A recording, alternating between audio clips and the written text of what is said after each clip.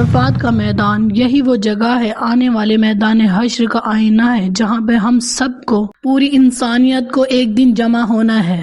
یہ وہی دن ہے، اس دن شیطان سب سے زیادہ روتا ہے اور ذلیل ہوتا ہے، اور وہ یہی دن ہے جس دن ہمارا دن مکمل ہوا۔ میدان عرفات میں جبل رحمت وہ مقام ہے، حضرت آدم علیہ السلام اور حضرت حوا زمین پر آنے کے طویل عرصے بعد یہاں پر ملے تھے۔ اس جگہ کو عرفات کہا جاتا ہے۔ یہ وہ جگہ ہے جہاں پر 9 ذی الحجہ کو لاکھوں حاجی اللہ کے حضور کھڑے ہوتے ہیں اور اللہ تبارک و تعالیٰ سے اپنے گناہوں کی معافی مانگتے ہیں۔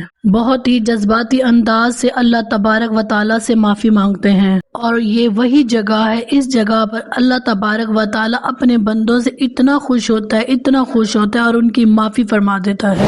مگر افسوس کہ بہت سے مسلموں کو اس میدان عرفات کے بارے میں اور اس دن کے بارے میں پتہ ہی نہیں۔ اگر آپ کو بھی اس بارے میں پتہ نہیں تھا تو یہ ویڈیو آپ کے لیے ہے، اور ایز اے مسلم اسے ثواب کی نیت سے دوسروں کو بھی شیئر کریں۔ آج ہم بات کریں گے عرفات کے اس عظیم و شان دن کی، جس کے بارے میں جان کر آپ کا بھی دل کرے گا کاش اس میں ہم بھی شامل ہوتے، اس وقت اس میدان میں موجود ہوتے۔ سب سے پہلے آپ نے ایک بات سمجھنی ہے کہ عرفہ اور عرفات میں کیا فرق ہے۔ عرفہ ایک دن کا نام ہے، یعنی 9 ذی الحجہ کا مبارک دن، جبکہ عرفات اس میدان کا نام ہے جہاں پر حضرت آدم علیہ السلام اور حضرت حوا طویل عرصے بعد ملے تھے۔ یہاں پر لاکھوں حاجی جمع ہوتے ہیں۔ حدیث کا مفہوم ہے، ہمارے نبی پاک صلی اللہ علیہ وسلم نے فرمایا الحج العرفہ، یعنی حج عرفات ہی کا نام ہے۔ اس کا مطلب ہی یہی ہے کہ حج کے لیے عرفات میں حاضر ہونا یہ حج کی تکمیل کے لیے بہت ہی ضروری حصہ ہے۔ یہی وہ دن ہے جو دنیا بھر سے آئے ہوئے تمام حاجی، اگر کوئی حاجی طواف کر لے اور 9 ذی الحجہ کو میدان عرفات میں جمع نہ ہو سکے تو اس کا حج نہیں ہوتا۔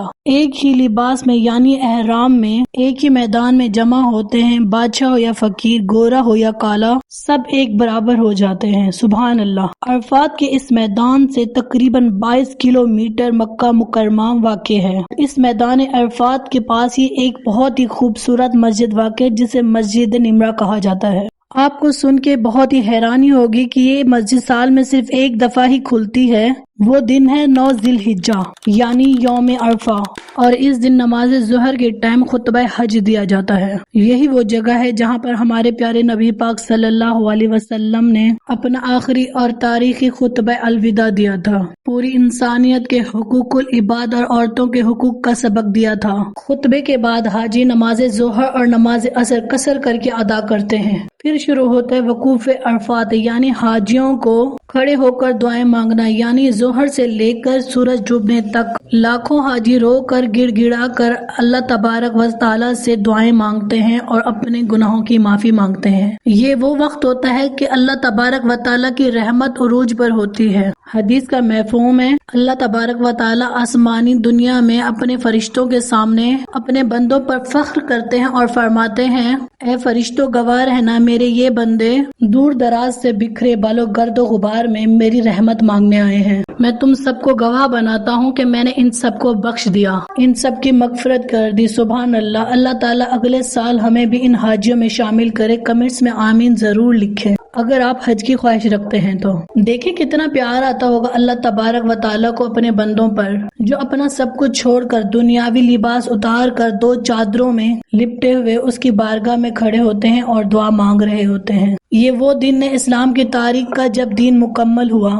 قرآن کریم کی سورہ مائدہ میں اللہ تبارک و تعالیٰ فرماتے ہیں آج تمہارے دین کو تمہارے لیے مکمل کر دیا، تم پر اپنی نعمت پوری کر دی اور تمہارے لیے دین اسلام کو پسند کیا۔ اور آپ جانتے اس دن سب سے زیادہ ذلیل اور رسوا کون ہوتا ہے؟ شیطان۔ جی ہاں، شیطان عرفات کے دن روتا ہے اور خود پر خاک ڈالتا ہے۔ اس دن اپنے اوپر جتنی مٹی ڈالتا ہے نا کسی اور دن نہیں ڈالتا، کیونکہ وہ دیکھتا ہے کہ کتنے سالوں لگا کر اس نے انسان سے گناہ کروائے اور انسان نے اللہ تبارک و تعالیٰ سے رو کر اپنے گناہوں کی معافی مانگ لی۔ سبحان اللہ۔ اللہ تبارک و تعالیٰ نے ایک ہی دن میں اپنے بندوں کے تمام گناہ معاف کر دیے اور اپنی اتنی بے شمار رحمتیں نازل کی کہ ان کے تمام گناہ دھو ڈالے اور انہیں جہنم سے آزاد کر دیا۔ مغرب کا وقت ہوتے ہی تمام حاجی نماز پڑھے بغیر مزدلفہ کی طرف روانہ ہو جاتے ہیں۔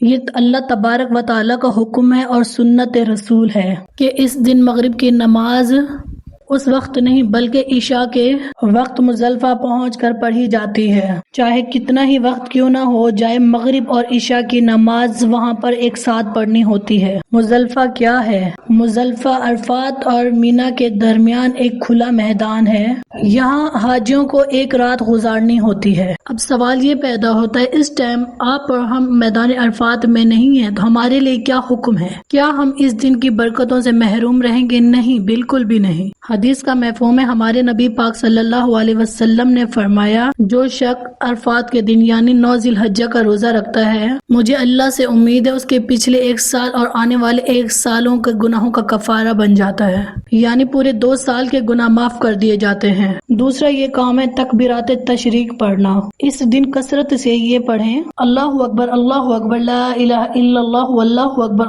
اکبر وللہ الحمد۔ تیسرا اور سب سے اہم کام ہے دعا مانگنا۔ ہمارے نبی پاک صلی اللہ علیہ وسلم نے فرمایا، عرفات کے دن سب سے افضل دعا ہے، میں نے اور مجھ سے پہلے تمام نبیوں نے سب سے بہتر کلمہ کہا ہے، وہ کلمہ یہ ہے، لا الہ الا اللہ وحدہ لا شریک لہ لہ الملک ولہ الحمد وہو علی کل شیء قدیر۔ یہ 2 کلمے اللہ کو بہت پسند ہیں۔ ہمارے نبی پاک صلی اللہ علیہ وسلم نے فرمایا، یہ 2 کلمے ایسے ہیں جو زبان پہ بہت زیادہ ہلکے اور میزان میں بہت زیادہ بھاری۔ فرسٹ سبحان اللہ و بحمدہ، سیکنڈ سبحان اللہ العظیم، اور تیسرا کلمہ بھی آپ کثرت سے پڑھیں، اور ان دنوں میں کثرت سے درود ابراہیمی بھی پڑھیں جو ہم نماز میں پڑھتے ہیں، اور انشاءاللہ ہم سب کی دعائیں قبول ہوں گی۔ حدیث کا مفہوم ہے، ہمارے نبی پاک صلی اللہ علیہ وسلم نے فرمایا، عرفات کے دن سے ایسا اور کوئی بڑھ کر دن نہیں ہے، اس دن اللہ تبارک و تعالیٰ کتنے لوگوں کو جہنم سے آزاد کرتے ہیں۔ سبحان اللہ، سوچیں کہ ایک دن ایسا آتا ہے کہ کتنے لاکھوں لوگ ایک میدان میں جمع ہو کر صرف اللہ کو پکارتے ہیں، اور یہی وہ منظر ہے جو ہمیں آخرت یاد دلاتا ہے۔ آج ہم اگر دنیا میں ہیں تو کل ہمیں بھی اللہ کے سامنے کھڑا ہونا ہے۔ اللہ تعالی ہم سب کو مکہ، عرفات اور حج کی سعادت نصیب فرمائے، آمین۔ اگر آپ کو یہ دینی معلومات اچھی لگی ہو تو کمنٹس میں آمین ضرور لکھیں۔ السلام علیکم۔